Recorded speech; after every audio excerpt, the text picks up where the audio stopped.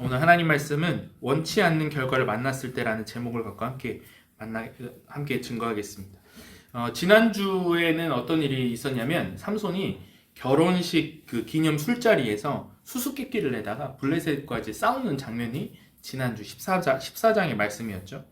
오늘은 그 일들을 마무리를 하고 삼손이 자기 아내를 찾으러 가는 모습이 15장에 기록이 되어 있습니다. 이제 블레셋 놈들도 내가 다 처치했으니 내가 원하는 아내를 데리고 내가 다시 행복하게 살아야지 하고 갔습니다. 근데 오늘 우리가 본문을 읽어봤는데 어떤 문제가 삼손 앞에 펼쳐지죠? 장인이 네 아내 다른 남자한테 줬어. 이런 문제가 그렇게 호락호락하게 풀리지 않고 있습니다. 결혼을 한 장인이 내 아내를 다른 남자한테 줬다라는 거예요. 여러분, 우리의 삶도 마찬가지입니다. 삶의 가장 큰 어려움 중에 하나가 뭐냐면 내가 원하는 것, 내가 어떤 목표를 가지고 인생의 그런 드라이브를 걸어왔습니다.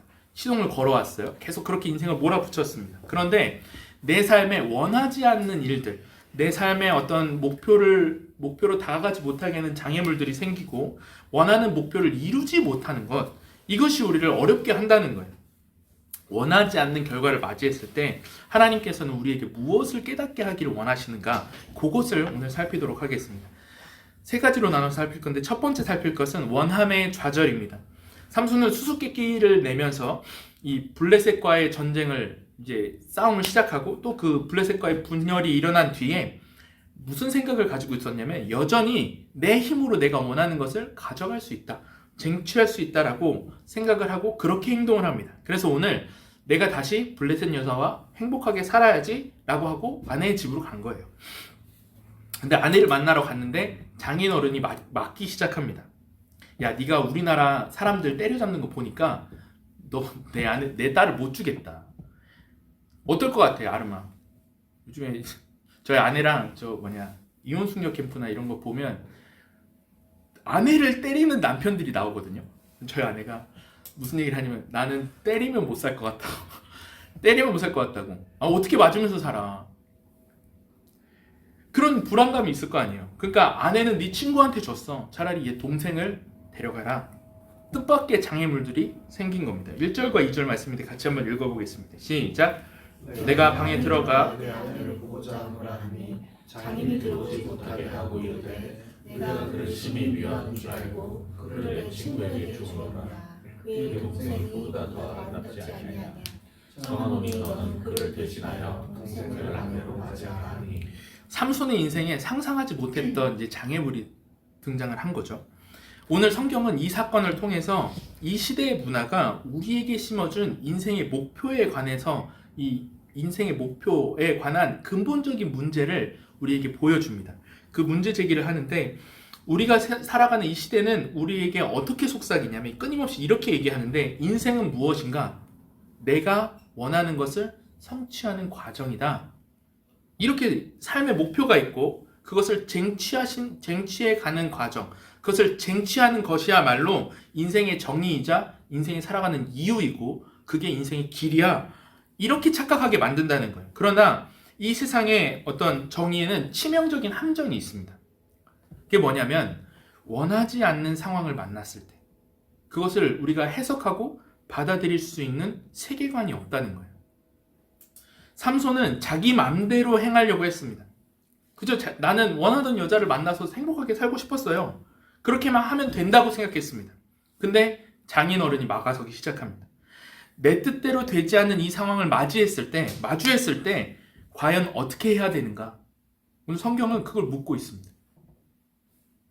그래서 이런 맥락에서 오늘 성경은 우리의 삶을 다시 정의를 해주는데 세상은 뭐라 이야기하냐면 세상은 우리에게 삶은 너가 원하는 걸 이루어가는 과정이야 라고 말하지만 성경은 진정한 삶이란 원하지 않는 걸 다뤄가는 거야 이렇게 얘기한다는 거예요. 내 뜻과 다른 상황을 받아들이고 그것을 해석하는 과정이 더 중요한 거야 라고 성경이 이야기한다는 거예요. 이게 인생의 더 크고 중요한 부분이라는 거예요.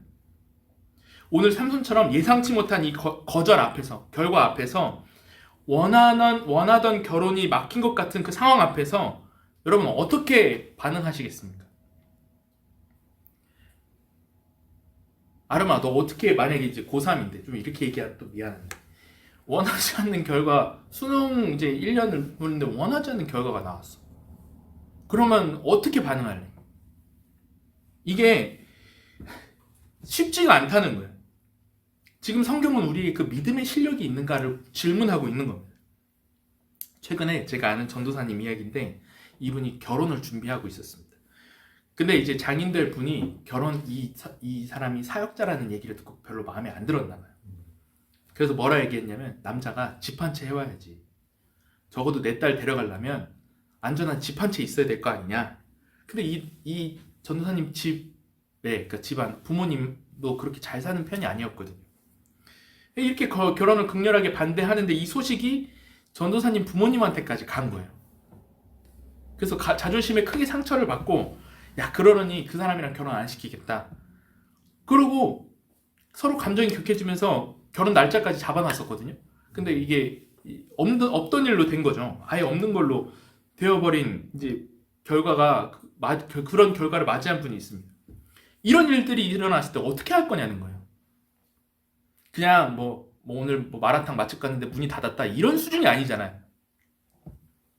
오랫동안 원하던 결과를 위해서 인고하고 충실하게 준비해온 이 노력의 최후가 내가 원하는 결과가 아니었을 때 우리는 절망과 분노와 어떤 마음에 낙심하는 그 가운데로 떨어지게 된다는 겁니다. 그래서 많은 사람들이 교회를 떠나는 이유들을 들어보면, 내가 하나님을 믿으면서 원하는 대로 내가 못하는 게 너무 많고, 하나님 앞에 내가 이렇게 기도했는데 원하지 않는 결과들을 맞이했기 때문에 하나님이 없는 것 같다, 이렇게 고백하면서 떠난다는 거예요. 그런데 오늘 성경의 지적은 뭐냐? 그렇지 않다는 거예요. 우리가 원하는 대로 행동을 해도 삶은 여전히 힘들고 피곤할 거예요. 왜? 인간은 하나님과 함께 속하지 않아도 결국은 무언가를 추구해 가면서 거기에 종속이 되거든요. 결국 내가 원하는 삶의 목표가 그 사람의 우상이 될 거예요. 그래서 오늘 성경에서 되묻는 건 뭐냐면, 네가 원하는 삶의 목표를 네가 이루고자 하는데 그것이 이루어지지 않으면 어떡할래?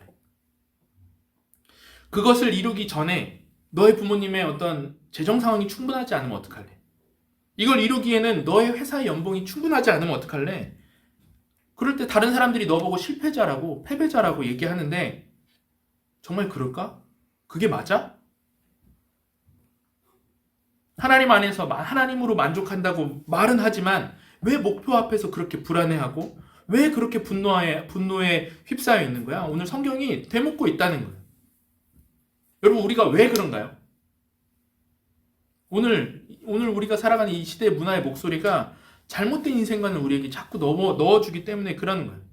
인생은 무엇인가? 라는 이 질문에 사회 문화는 내가 원하는 게 있고 그거 이루어가는 게 인생이야, 자꾸 이렇게 우리를 속인다는 거예요. 근데 성경은 그렇지 않다. 인생의 90%는 원하지 않는 결과를 해석하고 받아들이는 과정이다. 이걸 성경이 알려주고 있는 거예요.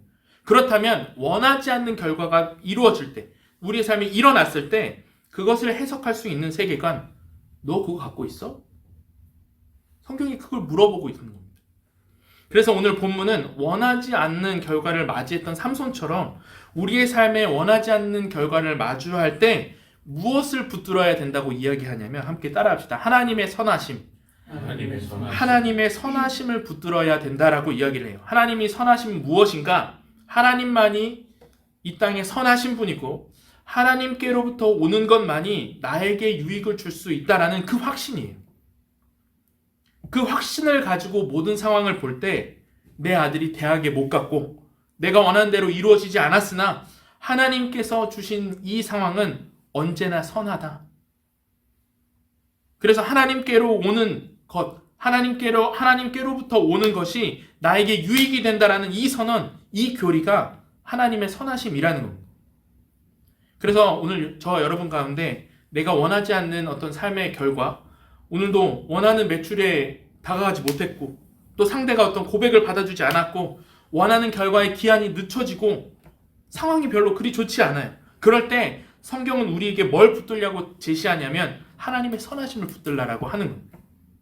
하나님 선하십니다. 이 추상적인 교리가 원치 않는 결과가 내 앞에 놓여졌을 때 얼마나 우리를 소망을 갖게 하고 그 가운데 무너지지 않고 우리를 붙잡아 주는지 그걸 보여준다는 거예요. 그래서 오늘 인생에 원하지 않는 결과를 맞이했을 때 그 과정을 통해서 성경은 우리의 인생을 다시 재정의하고 싶어 합니다. 그게 뭐냐면 인생은 무엇인가? 내가 원하는 과정을 이루어가는 거야가 아니라 인생은 하나님의 선하심을 깨달아가는 과정입니다. 인생이 뭐라고요? 하나님의 선하심을 깨달아가는 과정이라는 겁니다. 이 새로운 과정으로 우리를 초대한다는 겁니다. 그래서 벳살론 교회에 심무하시는 김영익 목사님이라는 분이 하나님의 선하심에 대해서 이렇게 정리를 했더라고요. 되게 인상 깊어서 가져왔는데 같이 한번 읽어보겠습니다. 시작. 지나온 당신의 삶 전체를 돌아볼 때 당신은 하나님께서 그 모든 순간에 선하셨고 세상의 것을 주셨다는 것을 인정할 수 있는가? 지금 겪고 있는 어려움조차 하나님께서 베풀어 주시는 세상의 선이라고 고백할 수 있는가? 당신은 불확실한 미래에도 역시 그 선하심으로 세상의 것을 주실 거라 합니다. 여러분 이 글에서 느껴지는 게 무엇입니까? 결국 인생은 이 둘 중에 하나라는 두 싸움 중에 하나라는 겁니다. 나의 원함인가? 하나님의 선하심인가? 나의 원함인가? 하나님의 선하심인가? 이 둘 중에 어떤 것을 고백하느냐에 따라서 우리 인생에 원하지 않는 삶을 마주할 때 삶을 바라보는 세계관 자체가 바뀐다는 거예요. 그런데 오늘 삼손은 원치 않는 결과를 마주했습니다. 그때 어떻게 반응하냐면 하나님은 선하십니다. 이렇게 반응하지 않고 내가 원하는 것을 내 방법대로 처리하면 되지 이렇게 반응을 합니다. 그래서 삼손이 더 큰 일을 저질러 버리는데 여우 300마리를 이렇게 모아다가 꼬리에 이제 회라고 하는 건 불을 붙일 만한 이 모양을 만들어서 거기 다 붙였어요. 그래서 불을 붙인 다음에 블레셋 밭에 풀어놓습니다. 그러니까 곡식들이 다 탄 거죠. 근데 이런 행동이 어떤 행동이었냐면 하나님이 금하신 행동이었습니다. 출애굽기 22장 6절입니다. 같이 읽겠습니다. 시작. 불이 나서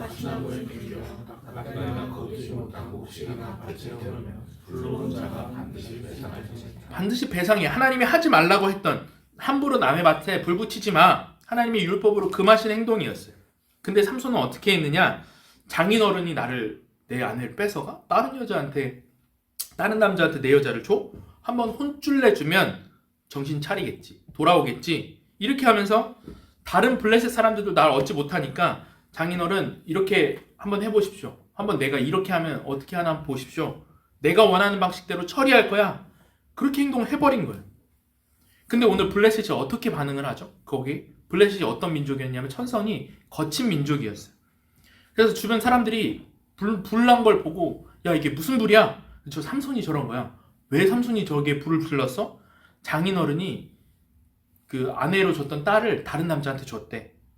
그러니까 그래? 삼손 처리하기 진짜 어렵다. 그래서 어떻게 하냐면 장인어른이랑 그 딸을 불태워 죽여버립니다. 삼손이 원하는 대로 혼쭐 내주면 정신 차리겠지. 내가 원하는 결과가 나오겠지 했는데 어떤 결과가 나왔어요? 삼손의 뜻대로 끝까지 되지 않았다는 겁니다. 6절 말씀인데 같이 한번 읽어볼게요. 시작. 블레셋 사람들이 이르되 누가 이 일을 행하였느냐 하니 사람들이 대답하되 장인이 삼손의 아내를 빼앗아 그의 친구에게 준 까닭이라 하였더라. 블레셋 사람들이 올라가서 그 여인과 그의 아버지를 불살르니라. 여인과 장인이 눈앞에서 사라졌습니다. 이 끔찍한 이야기가 도대체 왜 성경에 나오는 것이냐? 오늘 성경의 핵심 메시지가 이거예요. 삼손이 원하는 대로 행동했는데 원하는 결과가 나오지 않았습니다. 그럼에도 또 삼손은 어떻게 하냐면 또 원하는 대로 행동했는데 그래도 자기가 원하는 것을 얻지 못했다는 거예요. 다 잃어버렸다는 겁니다. 하나님만이 나에게 좋은 것을 주신다. 하나님만이 주시는 방법이 나에게 선한 것이다. 이거 깨닫기 위해서 하나님은 원치 않는 결과 속에서 내가 원하는 것이 잡히지 않도록 그렇게 우리를 이끌어 가신다는 겁니다. 이것이 오늘 핵심 메시지인 걸 어떻게 알 수 있냐면 삼손을 상대했던 블레셋도 똑같은 거를 삼손과 똑같은 경험을 삼손과 싸우면서 경험을 하는데 오늘 성경의 이 저자가 뭘 강조하냐면 블레셋이 추수할 때가 됐다. 블레셋의 곡식이 다 익었다. 이 이야기를 해요. 왜냐하면 오늘 삼손이 원하는 대로 자기가 행동했는데 원하는 걸 얻지 못했다 했잖아요. 똑같이 블레셋도 자기가 원하는 대로 행동을 했는데 원하는 것을 얻지 못하더라. 이걸 보여주고 싶은 거예요. 1절과 5절 말씀인데 같이 한번 읽어보겠습니다. 시작. 얼마 후 밀 거둘 때에 삼손이 여두 새끼를 가지고 그의 아내에게로 찾아가서 이르되 5절입니다. 회에 불을 붙이고 그것을 블레셋 사람들의 곡식밭으로 몰아들여서 곡식단과 아직 배지 아니한 곡식과 포도주와 감람나무들을 살리자. 삼손은 아내를 잃었고 블레셋은 곡식을 잃었잖아요. 근데 이 말을 통해서 곡식 이야기를 통해서 뭘 이야기하고 싶은 거냐면 블레셋도 원하는 걸 잃었다는 거예요. 블레셋 사람들이 섬기던 신이 있습니다. 뭐냐면 다곤이에요. 다곤이라는 신인데 이게 사진을 보면 인어공주 같이 생겼죠. 반신반어거든요. 근데 이 다곤이라는 말이 뭐냐면 히브리어로 다간이라고 읽어요. 다간. 밑에 이렇게 히브리어로 다간이라고 되어 있는데 다간이란 뜻은 곡물의 신이란 뜻이에요. 오늘 하나님께서는 삼손과 블레셋이 치고받게 하면서 서로에게 있는 공통적인 우상 하나를 태우기를 원하셨어요. 그게 뭐냐면 삼손은 자기 힘으로 아내를 얻으려고 했고 블레셋은 자기가 원하는 것을 이 곡물이 누구로부터 온다 생각했어요? 다곤으로부터 오는구나. 이 생각 가운데 하나님이 한 가지 메시지를 던지시는 거예요. 내가 원하는 것을 내 힘으로 얻을 수 있다. 그게 인생이다. 그런 것이 인생에 의미 있는 것이다. 라고 하는 그 두 집단이 만났을 때 하나님은 그것을 통해서 좋은 것은 하나님께로부터 오는 거야. 그걸 깨닫게 하신다는 겁니다. 이 교리, 하나님의 선하심이라는 교리의 핵심 구절이 그래서 있는데 여러분 외우셔도 좋을 것 같아요.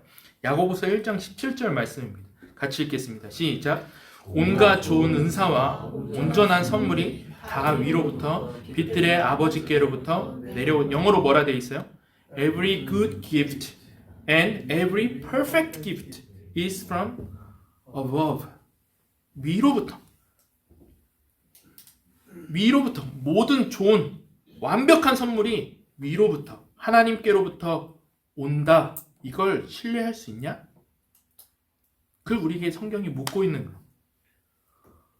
상황이 내가 원하는 여인이 도망가고 내가 원하는 곡물이 태워지고 그 과정 가운데에서 하나님이 우리에게 보게 하시고자 하는 게 뭐냐면 하나님 선하시다.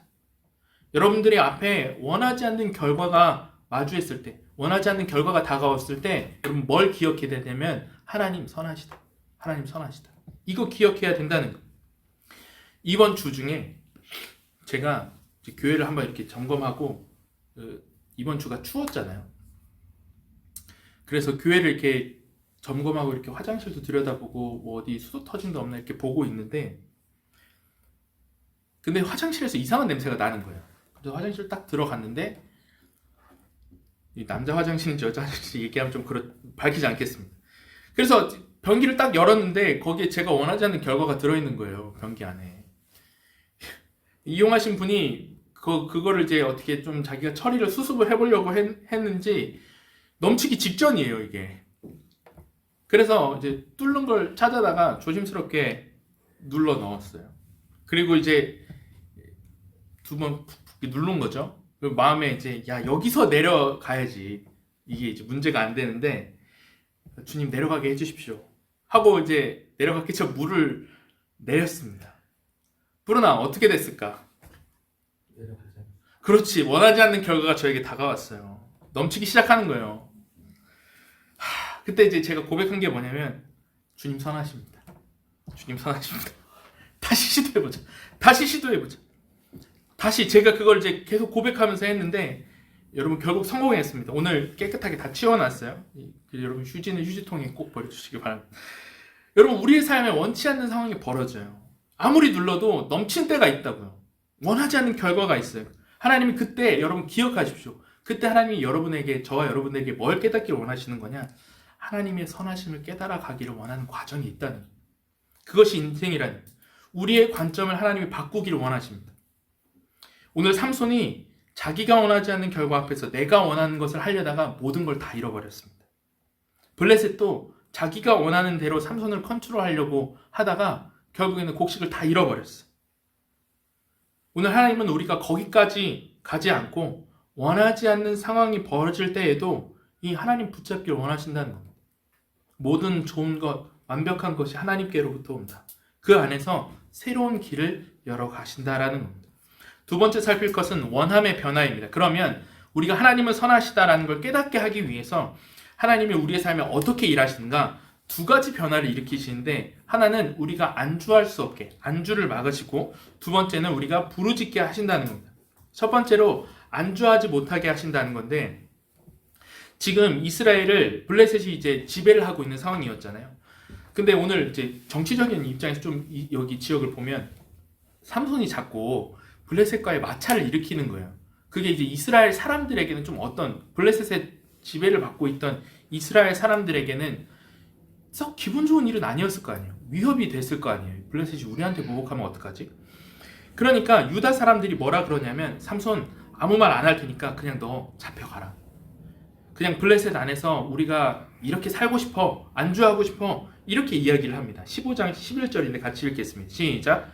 유다 사람 3,000명이 에담 바위 틈에 내려가서 삼손에게 이르되 너는 블레셋 사람이 우리를 다스리는 줄 알지 못하느냐? 네가 어찌하여 우리에게 이같이 행하느냐? 그래서 이 삼손을 이스라엘 사람들이 다 버리고, 유다가 삼손을 버리고 그냥 너 잡혀가, 우리 그냥 요렇게 좀 살게 해줘, 안주하고 싶어 한다는 거예요. 근데 하나님이 어떻게 일을 하시냐면, 하나님은 체포되어져 가는 삼손에게 하나님이 임하셔서 하나님의 영을 확 부어주세요. 그래서 그 안에서 새로운 일들이 벌어지게끔 하신다는 겁니다. 포기하지 않으시겠다는 걸 보여주는 거죠. 여러분 한번 그 그림을 이 구도를 한번 생각해 보세요. 유다는 삼손을 버렸어요. 근데 여호와는, 하나님은 삼손을 버리지 않으셨다는 거예요. 14절 15절에 이렇게 되어 있습니다. 같이 읽겠습니다. 시작. 여호와의 영이 삼손에게 갑자기 임하매 그의 팔 위에 밧줄이 결박되었던 손에서 떨어진지라 삼손이 나귀의 새 턱뼈를 보고 손을 집어들고 그것으로 1,000명을. 유다는 삼손 때문에 일이 커져서 불편해졌고 그래서 삼손을 버렸는데, 하나님은 유다가 블레셋의 지배를 오히려 벗어나도록 삼손을 통해서 더 강하게 역사하시면서 계속 휘젓게 하셨다는 거예요. 이게 하나님의 관점이라는 겁니다. 우리가 이걸 어떻게 적용할 수 있는가? 여러분, 불완전해 보이지만 우리가 인생에 원하지 않는 결과를 마주하면서 하나님의 선하심을 깨달아가게 하기 위해서 하나님은 우리에게 발버둥 치게 하세요. 하나님은 선하십니다. 하나님을 선하심을 신뢰하는 이 행동들을 멈추지 않게 하신다는 겁니다. 하나님이 여러분들의 마음에 불을 지르실 거예요.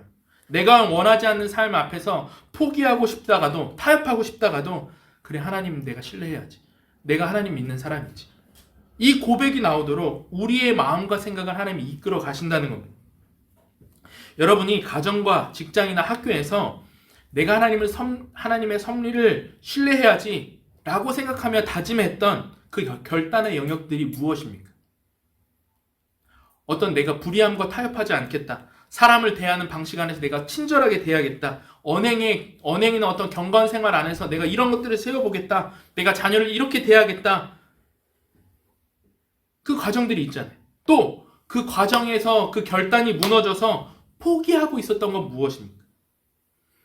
하나님이 이런 원치 않는 결과와 바뀌지 않는 상황을 우리에게 마주하게 하시면서 던지시는 메시지가 뭐냐?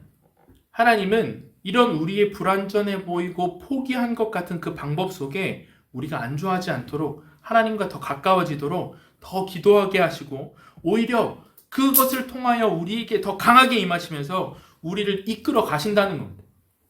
그게 여러분들 삶에 이미 이루어지고 있다는 거예요. 음악 프로듀서 중에 최영호라는 분이 있습니다. 여러분 혹시 들어보셨어요? 최영호라는 분? 처음 듣죠? 어차피 이제 그 프로듀서들은 뒤에서 일을 하니까. 테이, 소양, 걸스데이, 101, 또 뭐 이런 사람들 곡을 다 편집해주는 사람이에요. 이전에 이제 슈스케, 슈퍼스타 K 시즌 4에서 편곡을 담당했던 분인데, 뭐 많이 참여했어요. 뭐 나가수, 부르의 명곡, 보이스 오브 코리아 이런 데에서 작업을 했던 그런 분이에요. 편곡을 했던 분인데, 이분이 이제 그 음악이라는 업계에 들어가기 전에 뭘 했냐면 오르간을 이제 했던 사람이었거든요. 교회에서만 음악을 했었는데 막상 이 업계에 딱 들어가 보니까 엉망진창인 거예요. 이 문화가 너무 낯선 거예요. 힙합을 하려고 하면 막 마약을 해야 되고, 락을 하려고 하면 막 이 세상에 막 술 먹고 그런 문화들을 막 경험해야 되고 나름대로 이 연예계에서 이제 들어가 봤는데 이곳이 뭐 블레셋의 지배가 있는 그런 곳 같은 거예요. 근데 이분이 나는 하나님이 주신 그 영감으로만, 영으로만, 영성으로만 내가 음악을 하겠다. 그래서 이거를 지키기 위해서 치열하게 싸웁니다. 그래서 어떤 규칙이 있냐면 나는 글루미한 이제 곡을, 처절한 곡을 쓰지 않겠다. 우울한 곡을 쓰지 않겠다. 그렇게 그 곡을 써가고 있는데 작곡가는 누구랑 같이 일을 하죠? 이 사람은 곡을 만들지만 곡에 글을 쓰는 사람, 작사가랑 같이 일을 하잖아요. 그러니까 이 작사가가 어떻게 하냐면 자기가 밝게 곡을 써놓으면 꼭 여기에 섹시한 어떤 그런 성적인 가사를 쓴다던가 혹은 폭력적인 가사를 붙여놓는 거예요. 이거를 조정하느라 얼마나 치열한 전투를 벌이는지 자기 일상이 그것 때문에 너무 이제 이 과정에서 쉽지 않다는 거예요. 근데 그거를 포기하지 않고 계속 가다 보니까 그 가운데 원하지 않는 곡들이 써질 때도 있겠지만 그걸 계속 싸우면서 가다 보니까 그 안에서 하나님의 일하심이 보이더라라는 거죠. 연예인들이 이 사람에게 어려움이 있을 때마다 찾아온다는 거예요. 한번 그분의 이야기인데 인터뷰에 했던 얘기인데 같이 한번 읽어볼까요? 시작. 연예인은 이미지로 먹고 사는 직업인데 자기 과거를 숨기고 말하지 못하는 부분이 많더라고요. 저는 그들의 동료이고 드러내놓는 크리스천이다 보니까 그들과 가까이 있을 수도 있고 그들이 힘들 때 저를 영어 구원 때문에 저를 이곳에 보내신 것 같아요. 저는 제 동료들을 어떤 방법을 통해서라도 복음 안으로 오게 하고 싶어요. 이 사람이 어떤 집에 어떤 타협과 넘어갈 뻔했습니까? 그 음악 안에 있는 그 문화, 그 블레셋의 지배가 있다는 거잖아요. 여러분 한번 생각해 보십시오. 우리가 생활하는 영역의 80%는 가정 생활이 아니라 사실 직장 생활이잖아요. 학교 생활이잖아요. 그치? 그곳에 뭐가 있냐면 그곳을 지배하는 문화가 있어요. 학교의 문화가 있고 내 직장의 문화가 있고 거기서 사람을 대하는 방법, 성과가 낮은 일을 어떻게 무시하면 되는지, 그거 어떻게 자극하는지, 그 일 처리하는 과정 가운데 있는 그곳에 블레셋의 문화가 있다는 겁니다. 그런데 하나님은 그곳에서 어떻게 일하기를 원하시는가? 내가 혼자라도 그곳에서 분투할 때, 안주하지 않을 때 그것을 통해 그 블레셋의 지배를 벗어나게 하신다는 거예요. 그게 하나님의 일하심의 방법이라는 겁니다. 저와 여러분들이 여러분들의 삶의 자리에서 그 하는 신앙적인 행동이 온전치 않을 수도 있습니다. 불완전할 수 있어요. 오늘 삼손이 온전하지 않았습니다. 오늘 나귀턱뼈라 했잖아요. 나귀턱뼈는 사실 나시린이 건들면 안 되는 거였어요. 왜? 시체잖아요, 시체. 시체는 나시린이 만지면 안 됐거든요. 근데 삼손은 마음대로 자기가 있는 환경에서 나귀턱뼈를 들고 휘둘렀어요. 그런데도 하나님이 영을 부어주셨다는 거예요. 무슨 말이에요? 불완전했다고. 그럼에도 불구하고 하나님은 그 속에 더 강한 영으로 함께 하셔서 안주하지 않도록, 타협하지 않도록 나를 통해서 이곳의 문화가 바뀌고 블레셋의 지배가 바뀌어 가도록 하나님이 일하시고 계셨다는 겁니다. 그 선하심을 신뢰하는 경험들을 하나님 우리의 삶에 일어나게 하기를 원하신다라는 겁니다. 두 번째 살필 것은 하나님이 우리의 일상에서 원하지 않는 결과를 통해서 우리를 부르짖게 하신다는 건데 오늘 삼손의 특징이 하나 있어요. 모든 주석가들이 동의하는 건데 삼손은 큰 일을 할 때 하나님의 이름을 부르지 않습니다. 그래서 오늘 나귀턱뼈로 1000명을 죽이거든요. 근데 뭐라 하냐면 자기 이름만 나와요. 다른 사사들은 뭔가 큰 일을 하면 여호와의 이름을 불러요. 단을 쌓거나. 근데 삼손은 뭐라 하냐면 16절 같이 한번 읽어보겠습니다. 시작. 이르되 나귀의 턱뼈로 한 더미 두 더미를 쌓았으며 나귀의 턱뼈로 내가 1000명을 죽였도다. 내가 죽였다. 내가 했다. 근데 오늘 본문에 특이한 게 나와요. 승리가 다 이루어진 이후에 삼손이 처음으로 하나님의 이름을 부를 때가 나옵니다. 15장 18절 19절에 이렇게 돼 있어요. 같이 읽겠습니다. 시작. 삼손이 심히 목이 말라 여호와께 부르짖어 이르되 내가 이제 목말라 죽어서 할례받지 못한 자들의 손에 떨어지겠나이다. 삼손이 언제 여호와의 이름을 부르짖습니까? 목마름, 작은 육체의 어려움 앞에서 하나님의 이름을 불러요. 하나님께서 이 작은 목마름을 통해서 삼손에게 그리고 저와 여러분들에게 던지는 메시지가 있습니다. 오늘 삼손이 나시린으로서 하지 말아야 될 행동을 했습니다. 나귀 턱뼈를 가지고 싸웠음에도 하나님이 함께 하셨고 그걸 심판하지 않으셨어요. 오히려 승리를 주셨는데 삼손은 하나님의 이름을 부르지 않았단 말이에요. 언제 부르짖느냐? 목마름. 하나님이 이 작은 목마름을 경험하게 하세요. 그래서 삼손의 입에서 뭐가 튀어나오게 하냐면 여호와여 부르짖게 하신다는 겁니다. 하나님, 내가 목마릅니다. 이게 우리의 인생의 본질이고 이것이 부르짖음이 너의 모습이야. 부르짖음이 하나님 앞에서 너가 취해야 될 모습이고 부르짖음을 통해서 인생의 복을 얻게 될 거야. 이걸 깨닫기를 원하신다는 겁니다. 여러분 한번 잘 기억해 보십시오. 생각해 보십시오. 여러분 우리는 없는 것 때문에 망하지 않을 겁니다. 기억하세요. 우리 인생의 망함은 없는 것 때문에 망하는 게 아니에요. 언제 망하느냐? 무엇인가 우리의 삶에 생길 때부터, 큰 일이 벌어질 때부터 문제가 생겨요. 하나님과의 관계, 그리고 신앙의 어떤 타협, 신앙의 번뇌와 번민, 그것은 언제부터 생기냐면 있을 때부터 시작이 된다는 거예요. 보세요. 돈 달라고 기도할 땐 우리의 어떤 이 인생이 하나님 앞에서 이 심령이 싱싱합니다. 어려울 때, 없을 때는 하나님 날 도와주십시오. 부르짖는단 말이에요. 그런데 돈이 생기는 순간부터 하나님에 대한 의심과 불안이 생기기 시작해요. 돈과 시간이 생기는 순간부터 왜 이렇게 하나님은 내 인생에 요구하는 게 많으시고 도대체 내가 얼만큼 하나님께 돈과 시간을 드려야 되는지 그때부터 시작된다는 거예요. 지난번에 한번 얘기를 했는데 여러분 이제 제가 그 부천에 있었을 때 제 그 공부했던 고3 진학했던 친구 있다 했었잖아요. 그 친구가 얼마 전에 연락이 왔어요. 그래서 자기 어디 학교 합격했고 뭐 잘 됐다고 목사님 감사하다고. 그래서 이제 남은 시간 뭐 하냐 물어봤더니 자기 아르바이트 한대요. 가서 어디 일한다고 풀타임으로 일하게 됐다고. 그래서 막 엄청 좋아해요. 월화수목금 자기 이제 돈 벌 기회가 생겼다는 거예요. 그 친구가 가정 형편이 좋지 않았댔잖아요. 그때 속으로 이런 생각을 했어요. 이제부터 하나님에 대한 의심이 시작되겠구나. 이제 돈 때문에 힘들어하겠구나. 하나님이 나한테 여기까지 요구하시나?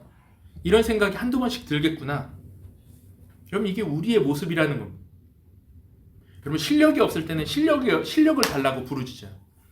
지혜가 없을 때 하나님 나에게 지혜를 주십시오 부르짖는다고. 진로가 안정해졌을 때는 하나님 제 인생을 주님 이끌어 주십시오. 주님이 주인 되십시오. 막 기도해요. 부르짖어요. 그런데 대학을 들어가 보십시오. 여러분들이 원하는 그게 한번 생겨보세요. 그때부터 부르짖음이 사라지기 시작한다는 거예요. 그래서 오스 기니스라는 이 신학학자가 회의하는 용기라는 책에서 인간으로 하여금 신앙생활의 회의감, 이게 진짜 신앙생활 하는 게 맞아? 라고 이 회의감이 들게 하는 첫 번째 요소를 뭐라고 하냐면 배은망덕에서 오는 회의, 이렇게 소개를 하는데 한번 제가 읽어드릴게요. 같이 들어보십시오. 우리는 하나님이 없던 자신의 파산 상태를 잊는다. 하나님이 주신 죄의 자각도 사라진다. 대개 한 가지 두드러진 특징이 있다. 긴박성의 부족이다. 아픔의 상실도 없고 불확실에 대한 괴로움도 없고 해답을 찾는 간절한 욕구도 없다. 바라는 목표는 믿음의 회복이 아니라 믿음의 철회를 적당히 은폐하는 것이다. 자, 요거 같이 한번 읽어볼게요. 시작. 우리는 하나님이 없던 자신의 파산 상태를 잊는다. 하나님이 주신 죄의 자각도 사라진다. 대개 한 가지 두드러진 특징이 있다. 긴박성의 부족이래요. 상실의 아픔도 없고 불확실에 대한 괴로움도 없고 해답을 찾는 간절한 욕구도 없다. 바라는 목표는 믿음의 회복이 아니라 믿음의 철회를 적당히 은폐하는 것이다. 우리에게 뭔가 생길 때 우리가 이렇게 배은망덕한 회의감으로 빠질 거라는 거예요. 그래서 내가 부르짖지 않고 있다는 걸 확인할 수 있는 시금석이 뭐냐? 긴박성의 부족입니다. 여러분 지금 긴박하세요? 하나님 앞에서. 이게 내 인생을 점검하는 길이라는 거예요. 긴박성의 사라진 모습. 여러분 우리는 없는 것 때문에 망하지 않을 겁니다. 있는 것에서 망할 겁니다. 배은망덕의 길을 벗어나는 게 뭐냐면 부르짖음을 회복하는 거예요. 부르짖음을 회복하는 거예요. 그래서 어거스틴이 이 회복하는 길을, 유일한 회복의 길을 뭐라고 그랬냐면 우리가 아까 인사했던 말이 뭐죠? 머리부터 발끝까지 할렐루야다. 옆 사람과 한 번 더 인사해 볼까요? 머리부터 발끝까지 할렐루야입니다. 머리부터 발끝까지 할렐루야.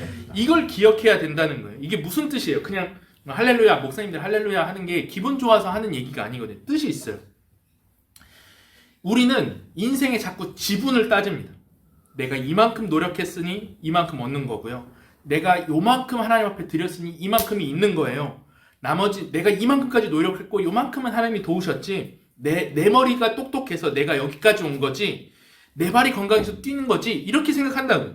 근데 어거스틴이 어떻게 고백하냐면, 하나님, 내 머리부터, 내 머리카락부터 발끝까지, 내 호흡부터 내 심장 박동 하나까지 하나님이 붙들지 않으시면 나는 시체입니다. 내 인생에 내 것이라고 주장할 수 있는 영역이 단 1cm도 없습니다. 라고 하는 항복의 선언이 뭐냐면 머리부터 발끝까지 할렐루야라는 거예요. 머리부터 발끝까지 하나님이 하신다는 거예요. 그래서 저는 이거 준비하면서 너무 은혜 받았어요. 여러분 옆 사람과 한 번 더 인사해 보겠습니다. 머리부터 발끝까지 할렐루야입니다. 머리부터 발끝까지 할렐루야. 여러분 긴박함, 부르짖음, 이것이 회복돼야 돼요.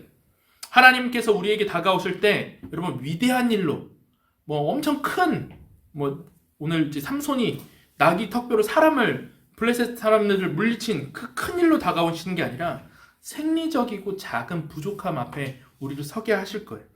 그것을 통해 우리를 부르짖음으로 초대할 겁니다. 그럴 때 여러분 이거 그냥 내가 넘길 수 있지, 내가 원하는 대로 해결할 수 있지 라고 생각하지 마시고, 하나님 나를 기도의 자리로 부르시는 거예요. 부르짖음의 자리로 부르시는구나.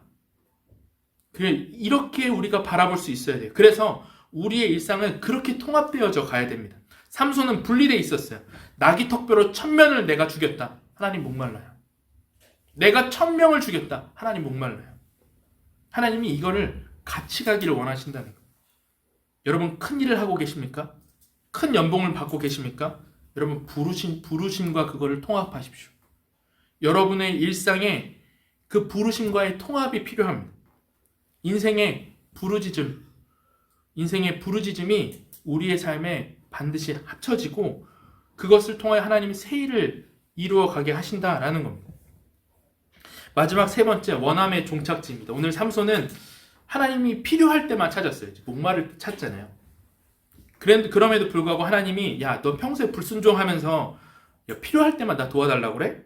이렇게 하지 않으시고 어떻게 하셨냐면 우물물을 터뜨리셨습니다.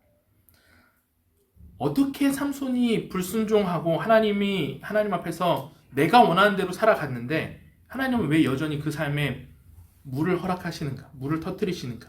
이게 마지막 질문입니다. 18절 19절 같이 한번 읽어보겠습니다. 시작.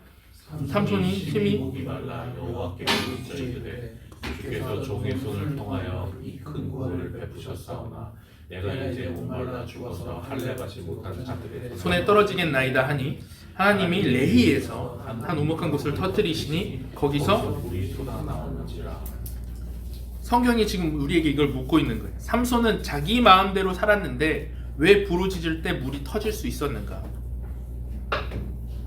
하나님께 순종하지 않는 결과는 어떻게 해야 돼요? 하나님 앞에 순종하지 않으면 우리가 생각하는 인과관계로 생각해보면 순종하지 않았으니 부르짖을 때 응답이 없는 거, 순종하지 않았으니 부르짖을 때 이 우묵한 거 물을 찾지 못하는 거, 그거여야 하는데 왜 물이 나왔는가?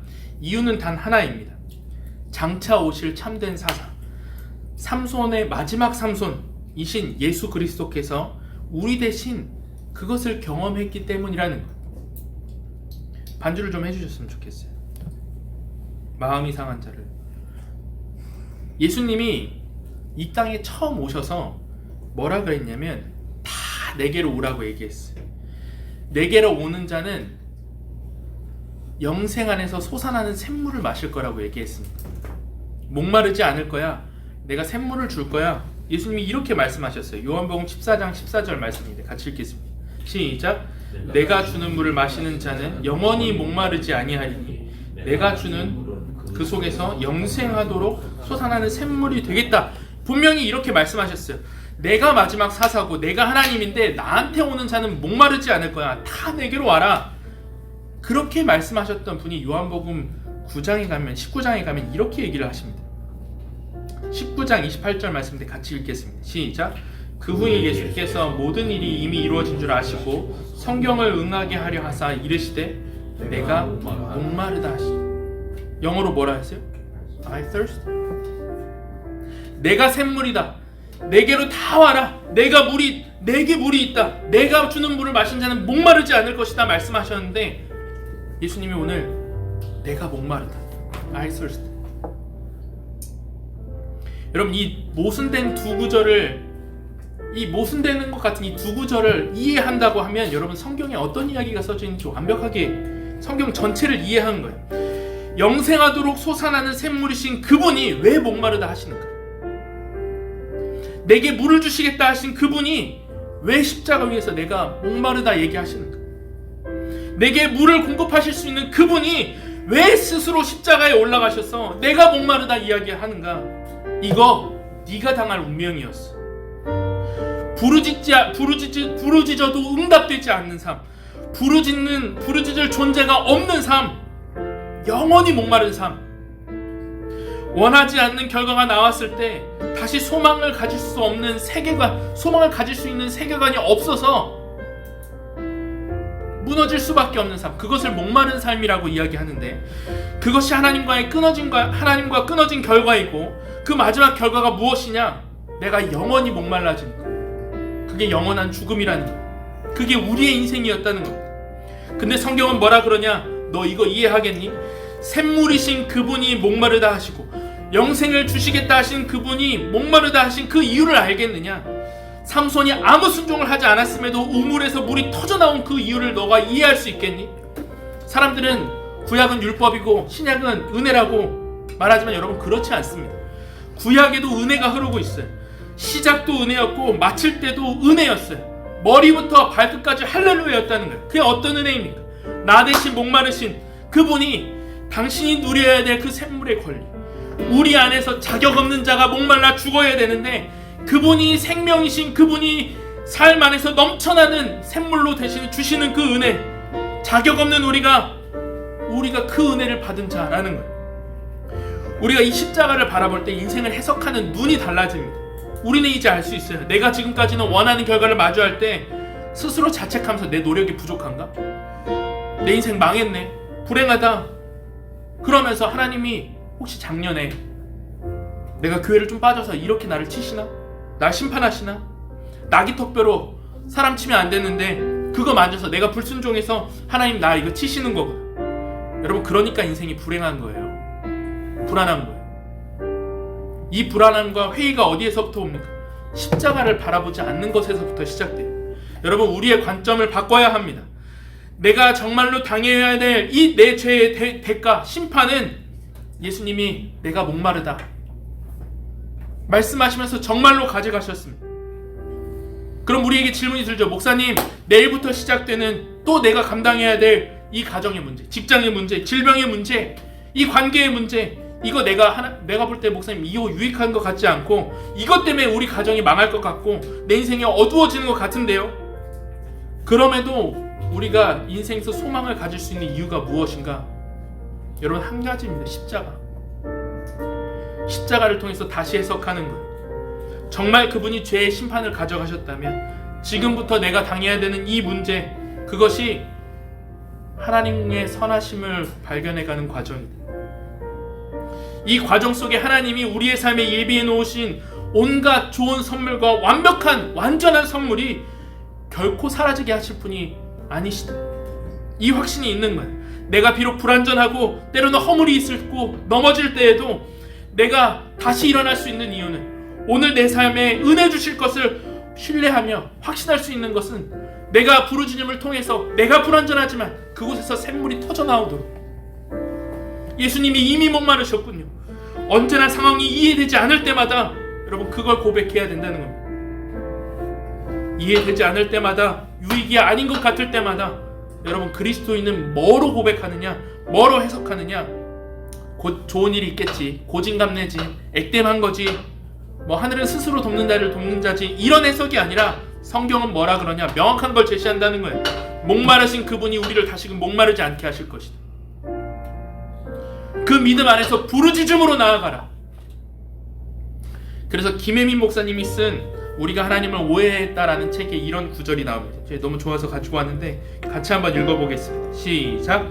당신에게 무슨 일이 일어나든지 그 일을 해석하는 창은 오직 하나, 십자가의 복음뿐이다. 신자는 십자가의 창문을 통해서 매일매일 하나님의 선하심을 우리의 삶에 원하지 않는 결과가 여러분 다가왔을 때 하나님 도대체 내 삶에 내 자식을 왜 그렇게 인도하세요? 내 삶을 왜 이렇게 인도하세요? 라는 마음이 들 때 여러분 십자가의 복음이라는 책문을 통해서 하나님의 선하심을 확인하십시오.